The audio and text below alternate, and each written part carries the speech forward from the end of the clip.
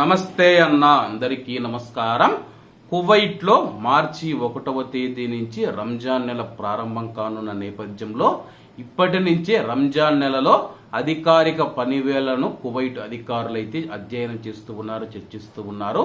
గత సంవత్సరం మాదిరిగా పెట్టాలా లేకపోతే ఈ యొక్క సంవత్సరంలో ఏవైనా మార్పులు చేయాలని చెప్పి ఆలోచిస్తూ ఉన్నారు. స్థానిక మీడియా తెలిపిన వివరాల ప్రకారం ప్రభుత్వ రంగంలో అధికారిక పని గంటలు రంజాన్ నెల 2025వ సంవత్సరంలో ప్రభుత్వ కార్యాలయాలు, ఏజెన్సీలు మరియు ప్రభుత్వ మంత్రిత్వ శాఖలకు మరొకసారి అనువైనవిగా ఉంటాయని చెప్పేసి కువైట్ లో పురుషులు మరియు మహిళా ఉద్యోగుల కోసం కొన్ని సర్దుబాట్లు చేయబడతాయి.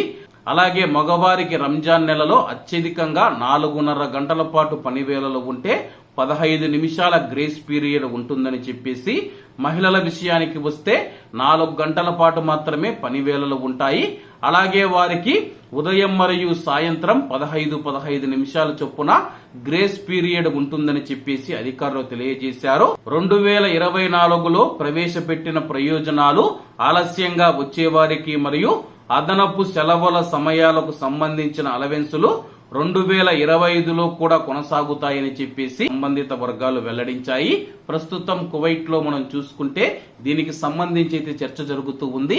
అధికారిక పని గంటలు ఎన్ని గంటలుగా నిర్ణయించాలని చెప్పేసి రాబోయే రోజుల్లో దీనిపైన నిర్ణయం తీసుకుంటామని చెప్పేసి, ప్రస్తుతానికి గత సంవత్సరం ఉన్న పనివేళలే ఈ యొక్క సంవత్సరంలో కూడా కంటిన్యూ చేయాలని భావిస్తూ ఉన్నారు. మరి మార్చి 1వ తేదీ అయితే రంజాన్ నెలలో అధికారిక పని గంటల గురించి పూర్తి వివరాలు వెల్లడిస్తామని చెప్పి అధికారులు స్థానిక మీడియాకు తెలిపారు.